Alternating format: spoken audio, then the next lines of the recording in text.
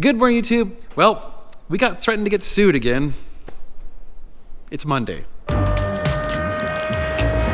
you recording all of the nefarious activities? If you're new to the channel, my name is Dan, and this is my dealership, NG Supercars. And actually, this happened a while ago, but I didn't really want to talk about it until just recently. So I'm going to sit down and tell you all about this, another legal whatever thing. Hooray, lawyers, hooray, my favorite thing on earth. Not really. So this all happened about 6-ish months ago. We sold a Ferrari on an auction website, and initially everything seemed to be fine. This car was converted to a manual. The conversion was done by European Auto Group. The backstory is that when this car was being sold, European Auto Group changed their warranty policy to be, I believe, 10 years. That was their decision. And so they told us, hey, you can market that this thing's going to have a 10-year warranty or whatever. And so we put in the auction description that it had a 10-year warranty. To be clear, this is a 10-year warranty through EAG, not through us. Like, we're not offering any warranty. We're a dealership. So if you guys don't know, we sell everything as is. If there's any warranty, it's through a third party. We don't provide the warranty. That's done through a third party. So that's nothing to do with us. So if you buy a car from us and it has an issue, we have literally no legal obligation to fix it. If you have a car that you bought from us and it has an aftermarket warranty, you can go to that warranty company and they might fix it or not. I don't know. They're a warranty company, so it's up to the warranty. The car was sold well over a year ago, and about 6-ish months go by, and we get an email from the purchaser of the car saying that, hey, there's an issue with the conversion. They want to be reimbursed for some warranty work. At first I'm thinking to myself, why am I on this email? Like, this has nothing to do with me. It turns out that the purchaser of this vehicle decided to just unilaterally get the car fixed and then ask for reimbursement. I don't know any warranties out there that allow you to do that. You have to get authorization to get the warranty work done. Usually you got to take it to a place that they want, or it might be specified that, hey, you can take it anywhere you want, but you have to get an estimate or whatever, blah, blah. You can't just go get work done and then submit an invoice to the warranty company and they're just like, oh, sure, here's a check, ta-da. It doesn't work that way. Well, EAG is the same way. You have to get authorization to get the work done. Well, this is back when EAG existed and was operating. It's irrelevant now because they're defunct and stuff. I have emails from this stuff, so I thought I would maybe read some of these emails because they're fascinating. Again, keep in mind, this is an as-is sold car, right? So if you want to learn more about as-is stuff, actually, Steve Lado of Lado's Law, the YouTube channel, did a great video about it recently. I would highly recommend you go read about or watch that video because I don't think people understand as is means as is, like done. It's yours. We've heard other people say, oh, I'm going to file it as a lemon. It's like, it's a used car. Lemon law does not apply to used car. Also, lemon law only applies to cars that have repeat issues, the same issue over and over. It does not apply if something goes wrong. Okay, so the first email I got, and it was directed to EAG, not to me. I was just kind of CC'd on this, right? So I was like, okay. But I was like, is the warranty going to be honored towards this invoice? EAG, of course, was resisting paying this invoice because they didn't get approval. I was like, oh boy, this whole thing is going on, right? So the emails start going back and forth between EAG and this purchaser, and I'm being CC'd on all this stuff. Keep in mind, EAG was completely disorganized, and they're giving the wrong information about the length of the warranty because they might not have known. I don't know. Whatever. It's not my company. It's not my problem, right? So then they ask, hello, NG Supercars, was this your understanding during the bidding process? So then we responded, as others have stated, the warranty does cover parts and labor. However, just like any automotive warranty, labor needs to be approved by EAG, in this case, before if a third-party shop is working on the car. Did you get an estimate and approval from EAG before having the shop do the work? They apparently had some text messages that demonstrate that EAG, I don't know if EAG ever approved it or not. It doesn't sound like they did, right? So then EAG had responded something about open invoices are not covered and that work needs to be approved prior to or discussed beforehand. They're arguing that the invoice falls under the warranty. so that the warranty should be covered and so on and so on. So basically they're going back and forth at this point, right? Like EAG and this purchaser. And it gets to the point where I'm like, this has nothing to do with us. So again, they keep going back and forth. And then the funny thing is, like, they are like, oh, appreciate that you guys chimed in. Your last question was if the work was approved. Check the messages for yourself, which just answer yes or no. I don't know. So then they ask, is the warranty going to be honored by EAG or NG Supercars? So now they're starting to rope us in as if it was our warranty. I responded, and this is where everything goes to shit. I was probably a little bit frustrated at this point. NG Supercars does not provide any warranties on cars we sell, including this one. It was sold as is. The warranty EAG offered is on the conversion only and was offered by EAG, not NG Supercars. This is a matter between you and EAG. If we sold you a car that has a manufacturer's warranty on it and had warranty work to be completed, we would not be able to do anything about it. You would need to go to the manufacturer. Same with this situation. I'm sorry that EAG is not being cooperative, but we severed our relationship with EAG. There's nothing we can do to help. Please remove this from your emails about this matter. Thank you. He says, they respond, that's a weird stance to take in a very public workspace we both share. Your advocacy of EAG is what affirmed, or in what EAG affirmed is telling me you rode the wave when it benefits you. Nice to know where you guys stand when it comes to making things right. We have learned the lesson in working with you. Good luck. What am I supposed to do? Like, it's another company. I'm not going to go to bat for another company's screw up. That's like, hey, Michael Jordan, my Nikes are messed up. You need to pay me for these Nikes. Like, no, it doesn't work that way. So I said, just because I have a public persona and used to have a business relationship with EAG doesn't mean I'm going to go to bat for them.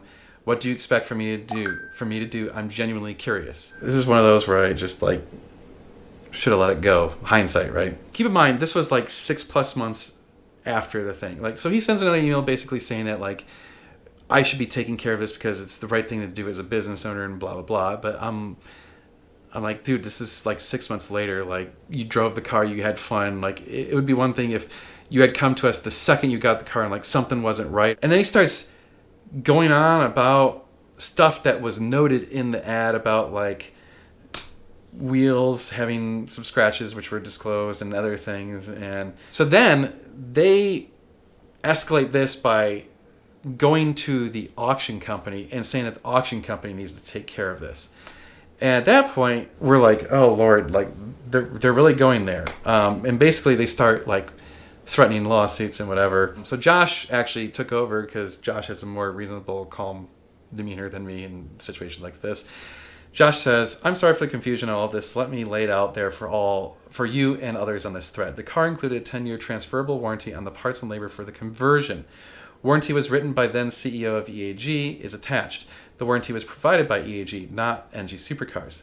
This is stated in the comments of the ad. EAG reached out to me and said they're going to offer a 10-year unlimited warranty on the conversion, parts, and labor. It'll be transferable warranty, and yes, if you don't live near EAG, they will work with you to have other shops fix any issues. Again, the warranty is through EAG, not us. They are the manufacturer and installer of the conversion, not us. An auto manufacturer is responsible for warranty work, not the selling dealer. We were not made aware of any of these issues with the car until after EAG was contacted by this buyer. Parts were sent to them and the work had been done. All we know is that this was forwarded to us in emails. It was we were only added to the thread at the end of and don't fully understand what has happened. The EAG warranty specifically states that outside labor is not covered, although it's stated that EAG will work with the shops outside of themselves. They need to be contacted first and get the work approved, which, as far as we can tell, did not happen. So they chose to get their work done without prior authorization or any sort of commitment from EAG, and then expects EAG, and for some reason now us, to cover the cost. That's not how warranties work that we're aware of. Unfortunately, we don't have any relationship with EAG, so there isn't much we can do to connect the two. We have made an effort to reach out to them, but to no avail. We posted on the selling system in good faith, and that was passed on with information that was passed on from us. Basically, we're just saying, hey, this is an EAG issue between EAG and the buyer, not us. It's a warranty. The auction company kind of agreed with us because they're like, yeah, like this is how it works. It was sold as is. The dealership's not providing the warranty. The warranty's through a third party. It's no different than if you had installed like a aftermarket blower on a car and the blower had a warranty and something went wrong with the blower, you're not going to go back to the dealership. You're going to go after the blower company and say, hey, your blower doesn't work, right? So, well, then, here it is. We get an email from a law firm with a legal notice, which basically means absolutely nothing. So, and here's the funniest thing about this legal notice is they listed us first, NG Supercars, and then EAG. And they named us specifically as individuals on it. I have been retained by this buyer to represent them in a dispute against you, NG Supercars, and EAG. Please note I reviewed all of the correspondence related to this dispute, including during the auction itself, wherein you, NGS, modified the terms of sale by giving expressed warranties and insurances in all the emails, texts, and written communications between EAG and the buyer. See attached for reference. Based on EAG's communications and overt actions, it is abundantly clear there are numerous issues with EAG's refusal to pay the labor costs and honor the 10-year warranty included with the sale. Moreover, NGS's actions and omissions have shed light on the underlying situation and potential to invalidate the sale altogether. Acting as an agent of EAG, NGS explicitly offered a 10-year warranty as a material term of the sale. No, we did not. We relayed the information that EAG had given us. We are not an agent of EAG. This offer was accepted by my client when he purchased the car, and in fact, he would not have purchased the car had this term not been included. I am sure you can all appreciate a warranty for the conversion of a modified car is extremely valuable. The buyer has extensive legal claims against both of your companies, collectively and in concert. The work is covered and blah, blah, blah. EAG's ridiculous claim that it did not approve of such work, considering the explicit written evidence via the text message communications between them and the buyer, is offensive. Not only did you, EAG, have notice of the issues and work being actively done, you sent additional parts directly to the company that fixed it and actively participated in troubleshooting the items. Your actions prove clear acceptance and approval. Your claims of no liability are illusionary and, quite frankly, comical from a legal standpoint. Interesting. We had no idea any of this stuff was going on. This is where it gets down to fun. These terms are essential to the purchase contract, and your agent and perhaps even partner, NG Supercars, bond you to those terms when it explicitly made them as part of the offer on the auction site. Any issue you now have with honoring the warranty should be sought from NGS directly, not my client. If you refuse to comply with the terms of the sale, my client will pursue claims against you for the damages it has incurred thus far, in addition to the value of the 10-year warranty and loss of usefulness while the car has been in the shop. The claim will exceed $75,000 and will require formal court proceedings. Additionally, they have claims against us, NGS itself. They may elect to invalidate the terms of the contract and cancel a sale based on any number of legal arguments. NGS mistake, mutual mistake, and or fraud in the inducement. Regardless of your current affiliation with EAG, you acted as its agent and added essential terms to the terms of the contract. Whether the information was wrong and the contract should be canceled, blah, blah. Basically, this is where it gets really funny. They demand damages and all costs incurred as a direct result of the sale, thus bringing its total to $278,650. Upon transfer funds, they will prepare the vehicle for your pickup. Finally, our claim that we are somehow not responsible for issues because the car was sold as is sorely misplaced. Active, intentional, expressed concealment, even by omission, defeats that argument. As a dealership, I should expect you are aware of consumer protection laws and unfair business practice statutes. If necessary, we will additionally proceed down this route to collect damages based on our actions and claims. My client is willing to make a very reasonable one-time offer for you to abide by the terms of the original sale agreement.